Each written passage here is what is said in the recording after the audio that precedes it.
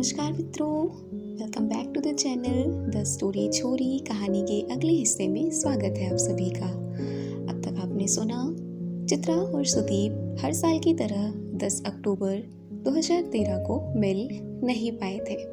उन दोनों ने एक दूसरे से कॉल और मैसेज पर ही बात की थी। अब एक साल बाद 10 अक्टूबर 2014 गोवा। दिल्ली में सरकार बदल चुकी थी। सभी बिजनेस वाले मोदी सरकार को बड़ी उम्मीद से देख रहे थे कि अच्छे दिन आएंगे। अच्छे दिन का आना बहुत बड़ी उम्मीद थी। अच्छे दिन आए या नहीं ये किसी को पता नहीं था। प्रधानमंत्री नरेंद्र मोदी ने एक मीटिंग देश के सभी बड़े बिजनेस हाउस के मालिकों से की थी। इसी मीटिंग में देश के उभरते हुए बिजनेस के लोगों को भी बुलाया गया था। जो 30 लोग चुने गए थे उनमें एक सुदीप भी था। इंडियन इकॉनमी ग्रो कर रही थी। ऐसा लग रहा था कि अगले 5 सालों में इंडिया पूरी दुनिया में अलग छाप छोड़ेगा। प्रधानमंत्री ने 2 अक्टूबर को स्वच्छ भारत कैंपेन लॉन्च किया, जिसमें कई फिल्म स्टार समेत बड़े बड़े लोग शामिल हुए थे। सुदीप को भी दिल्ली से इनवाइट किया गया था। वह इसमें नहीं जा पाया था क्योंकि उसको बहुत सारा काम निपटाकर 10 तारीख को गोवा पहुंचना था। सुदीप चित्रा का गोवा के एयरपोर्ट पर इंतजार कर रहा था। चित्रा की फ्लाइट थोड़ी लेट थी। सुदीप अपनी कंपनी के काम से इतना पक चुका था कि उसने चित्रा के आते ही अपना मोबाइल बंद कर दिया। भीड़ भाड़ सुदीप को पसंद नहीं थी और उसको कुछ लोग पहचान भी लेते थे। चित्रा के आते ही उसने चित्रा पर टॉन्ट कसते हुए पूछा, वो लड़का नहीं आया साथ में तुम्हारे? उसको तुम उसी शाम को भूल गई थी। तुम सुनाओ, क्या हाल है तुम्हारी गर्लफ्रेंड के? क्या नाम था उसका? सुनैना नाम था। मैं उससे शादी कर रहा हूँ। इतने बोरिंग लगोगे तुम शादी के बाद, चित्रा ने कहा। अब 35 साल का होने पर बच्चों से खेलने के लिए बच्चे तो होने चाहिए। बात तो सही है तुम्हारी, कर लो बच्चे। अपने बच्चे को मेरे पास भेजना, उनको बिल्कुल बिगाड़ दूंगी। बच्चा तुमको बुआ बुआ बोलेगा, कितना अच्छा लगेगा। सुदीप ने कहा और ये सुनते ही चित्रा ने उसको जोर से कोहनी मारी। एयरपोर्ट के बाहर ही कार आई हुई थी। सुदीप ने कार की चाबी चित्रा को दे दी। तुम पहले आ चुकी हो गोवा? हाँ, हनीमून पर यहीं आई थी। पहले बता देना था, कहीं और चलते। अब किस किस चीज से पीछा छुड़ाओगी यार। कैसी चल रही है लाइफ? मेरी लाइफ एकदम हैपनिंग है। इसका मतलब है कि किताब आने वाली है। किताब का तो पता नहीं, लेकिन लिखकर काम अच्छा चल रहा है। कैसे? सब यही पूछ लोगे? अभी तो हम आए हैं, आराम आराम से बातें करते हैं। चित्रा ने एसी बंद करके गाड़ी के शीशे खोल दिए। सुदीप और चित्रा ताज में रुके थे। हालांकि चित्रा और सुदीप के बीच में आज तक कुछ ऐसा हुआ नहीं था। ना ही कभी चित्रा ने या सुदीप ने ऐसी कोई भी कोशिश की थी जिससे ऐसा लगे कि वो एक दूसरे को छूना चाहते हैं। सुदीप और चित्रा कोई कॉलेज में जाने वाले या नई नई नौकरी पाने वाले लड़का या लड़की तो थे नहीं। चित्रा के शरीर की अपनी ज़रूरतें थी जो वह किसी न किसी के साथ पूरा कर ही लिया करती थी। सुदीप की अपनी एक स्टेबल गर्लफ्रेंड ही थी ही। होटल के कमरे में जाकर चित्रा ने टीवी ऑन करके गाने चला दिए और बिस्तर पर पसर गई। सुदीप सुबह फ्लाइट के चक्कर में नहा नहीं पाया था और इसलिए वो नहाने चला गया। चित्रा पहले से बहुत खूबसूरत लग रही थी। दोनों 2 साल बाद मिल रहे थे। सुदीप और चित्रा में अब इतनी समझ थी कि वो बिना शर्ट पहने उसके सामने आराम से आ रहा था। दोनों एक दूसरे की प्रेजेंस को लेकर कंफर्टेबल थे। जब तक सुदीप नहाकर निकला, चित्रा ने पूरा प्रोग्राम बना लिया था कि क्या क्या करना है। सुदीप ने निकलते ही कहा, बीच पर चलते हैं। चित्रा ने तुरंत कहा, नहीं, पहले चर्च। सुदीप ने अपने शॉर्ट्स पहने और सफ़ेद टी शर्ट पहनकर बाल बनाते हुए बोला, तुम्हें पता है ना, तुम बहुत फिल्मी हो। अब हूँ तो हूँ, कौन सा साल भर उम्र भर तुम्हारे साथ रहना है, एक दिन की तो बात है। चित्रा अपने कपड़े लेकर बाथरूम में गई और चेंज करके जब लौटी तो सुदीप वहीं बैठा हुआ था जहाँ 2 मिनट पहले चित्रा लेटी थी। चेंज करके आई हुई चित्रा बिल्कुल अलग दिख रही थी। उसने बस एक लंबी शर्ट पहन रखी थी और अपने बैग से हेयर क्रीम निकाल कर चित्रा ने अपने बालों पर लगाकर हाथ से बाल सही कर लिए। वह अपने बालों में कंघी नहीं करती थी। सुदीप ने कार की चाबी चित्रा की तरफ बढ़ाई। चित्रा ने कार की चाबी अपने छोटे से बैग में रखा और कहा, हम कार से नहीं जा रहे हैं, मैंने स्कूटी मंगवा ली है, यहाँ से बस 1 किलोमीटर दूर ही जाना है। रास्ते में सुदीप बार बार पेड़ से पत्तियां तोड़ रहा था। चित्रा उसको बार बार मना कर रही थी। जैसे वे धीरे धीरे चल रहे थे वैसे ही उनके बीच की बातें भी धीरे धीरे ही चल रही थी। 2 साल बाद मिलने की खुशी दोनों को थी। स्कूटी चित्रा चला रही थी। पहले दोनों चर्च गए। चित्रा ने सुदीप को थोड़ी देर वहां चुप बैठने के लिए कहा। चित्रा ने एकदम मन लगाकर आंखें बंद कर ली, ठीक वैसे जैसे वो सब कुछ पूरा हो जाएगा जो उसने सोच रखा है। चित्रा को मगन देखकर सुदीप ने भी कुछ देर वहां अपना मन लगाया। चर्च से निकलने के बाद सुदीप ने बड़ा ही घटिया सा सवाल पूछा, क्या मांगा?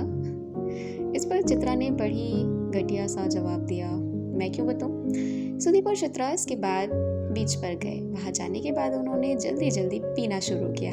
जल्दी भी इसलिए पी रहे थे ताकि नॉर्मल हो जाएं और अपना सब कुछ थोड़ी देर के लिए भूल जाएं। मैं इस लाइफ टाइम में तुम्हारी किताब पढ़ पाऊंगा कि नहीं? हमें मिले हुए आज 4 साल हो गए, अभी तक तुम्हारी किताब नहीं आई? सुदीप ने पूछा। यार इतना आसान नहीं है। मैंने एक राइटर के लिए घोस्ट राइटिंग की थी। घोस्ट राइटिंग क्या होती है? यही कि किताब मैंने लिखी लेकिन किताब में कहीं पर भी मेरा नाम नहीं आएगा। ऐसा क्यों किया तुमने? पैसों की जरूरत थी। तुम्हें मुझे बोलना चाहिए था, सुदीप ने कहा। इसके बाद चित्रा कुछ बोली ही नहीं। थोड़ी देर बाद सुदीप को अपनी गलती का एहसास हुआ। उसने कहा, अच्छा सॉरी, आगे बताओ। तो अच्छी बात यह है कि जो किताब मैंने लिखी थी वो लाखों में बिक गई, इसलिए उसके राइटर ने मुझे अगली किताब भी दे दी है लिखने के लिए। लेकिन उसमें तुम्हारा नाम तो नहीं आएगा ना? हाँ वो है, लेकिन पैसे अच्छे हैं। एक बार पैसे सेव हो गए तो अपनी किताब भी लिख पाऊंगी। ऐसे किताब लिखने का मोटिवेशन ही नहीं रहा है। बार बार चिंता होती रहती है कि कहीं रेंट कैसे दूंगी, खर्चा कैसे चलेगा। चित्रा ने बात खत्म करते हुए अपनी अगली ड्रिंक ऑर्डर की। चित्रा ने अपनी बात जारी रखते हुए कहा कि और टीवी सीरियल में लिखने का काम भी आ रहा है मुझे। उसमें तो नाम मिलेगा ना? उसमें पैसा अच्छा है लेकिन नाम नहीं आएगा। क्यों? क्योंकि वो किसी और राइटर के नाम से आएगा। टीवी राइटर के पास इतना काम है कि वो खुद पूरा नहीं कर सकते, इसलिए बाहर आउटसोर्स कर देते हैं। तुम इसलिए लिखना चाहती थी कि तुम्हें कोई बहुत सारे लोग जाने? नहीं, फिर ये क्यों कर रही हो? बस थोड़े दिन की बात है, ऐसे तो वो दिन कभी नहीं आएगा। देखो मुझे ज़्यादा तो नहीं पता राइटिंग का, लेकिन तुम यही करती रह जाओगे क्या? दूसरों के लिए कैसे लिख सकता है कोई? तुम नहीं समझोगे, मुझे समझना भी नहीं है। मुझे बस ये पता है कि मैं किताब पर चित्रा पाठक का नाम देखना चाहता हूँ। ये बोलकर सुदीप उठकर चित्रा के पास गया। उसको कुर्सी से उठाकर जोर से गले लगा लिया और उसके माथे को चूम लिया। चित्रा ने सुदीप को जोर से पकड़ लिया और कान में धीमे से कहा, थैंक यू फॉर कमिंग।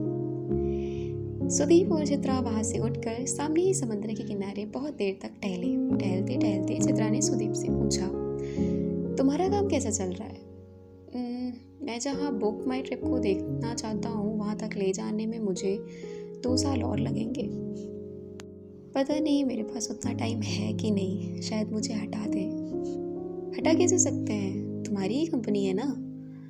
हाँ मेरी ही कंपनी है, लेकिन मैं अपने कुछ और शेयर भी बेच चुका हूँ। अगर बोर्ड ऑफ डायरेक्टर्स बैठकर फैसला ले तो मुझे हटा सकते हैं, लेकिन अभी मुझे इस बारे में कोई बात नहीं करनी। सुदीप ने समंदर के किनारे टहलते हुए चित्रा के कंधे पर हाथ रख दिया। चित्रा ने सुदीप के शॉर्ट्स के पीछे वाली जेब में हाथ डाल दिया। पानी उनके पैर से छूकर लौट रहा था। इस बीच एकाएक पानी जोर से आया। इससे पहले कि वे बचने की कोशिश करते, दोनों पूरी तरह भीग चुके थे। दो लोग जब तक एक दूसरे को ये नहीं बताते कि वे रोते किस बात पर हैं, तब तक करीब नहीं आते। चित्रा और सुदीप के रिश्ते की सबसे अच्छी बात शायद यही थी कि उन दोनों में से किसी एक को भी प्यार जैसा लगा नहीं था एक दूसरे के साथ। वे बस एक दूसरे के लिए छुट्टी की तरह थे, जिसका इंतजार वे साल भर करते। पुराना सब कुछ भूलकर नया शुरू करने की हिम्मत एक दूसरे को देते। ऐसा रिश्ता हर किसी की ज़रूरत है। बस दिक्कत ये है कि जब कोई इतना अच्छा हमें मिलता है तो हम उसको रोकने की कोशिश करते हैं। रोकने की कोशिश में सब कुछ बह जाता है। छुट्टियां तभी तक अच्छी हैं जब तक वो मुश्किल से मिलती हैं। इस बार पहली बार सुदीप और चित्रा के बीच वो सब कुछ हुआ जो किसी भी लड़के और लड़की के बीच हो सकता है। सुदीप और चित्रा जब सुबह सोकर उठे तो एक दूसरे में ऐसे फिट थे जैसे दोनों के शरीर को सालों से एक दूसरे की आदत हो।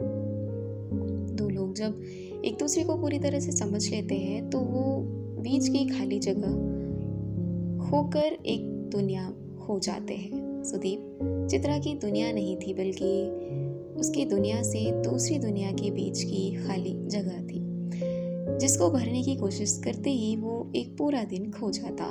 जिस साल सुदीप चित्रा से मिलता था उस साल के दिन 364 गिन लेता था। यूं एक दिन का गुमशुदा होना कैलेंडर को भी अच्छा लगता था। बढ़िया ही हुआ कि दोनों को अभी तक प्यार नहीं हुआ, वरना एक दूसरे के पते अभी तक भूल चुके होते। सुदीप ने ऐसे ही गोवा की शाम को डूबते हुए सूरज की ओर देखते हुए चित्रा से कहा, हमें शायद कभी नहीं मिलना चाहिए था। ऐसी उदास बातों पर मेरा कॉपीराइट है। चित्रा ने ये बोलकर डूबते हुए सूरज को एक सेकंड के लिए रुकने के लिए बोल दिया। पूरी दुनिया एक सेकंड के लिए उस रुके हुए सूरज में डूब गई। सुदीप ने अपने बैग से अपनी वही किताब निकाली और चित्रा की तरफ बढ़ा दी। चित्रा ने उस पर 10 अक्टूबर 2015 की तारीख डाल दी। लौटने में सुदीप को सुनैना के सवालों का सामना करना पड़ा। आखिर वह फोन बंद करके गायब कहाँ था। सुदीप ने एक सस्ता सा झूठ बोल दिया कि वो घर पर कुछ इमरजेंसी थी, वो लखनऊ गया था। लखनऊ गए सुदीप को सालों हो चुके थे। अपने घर लौटने की उसकी सारी वजहें खो चुकी थी। कहानी आगे सुनने के लिए बने रहिए हमारे साथ द स्टोरी छोरी पर। धन्यवाद।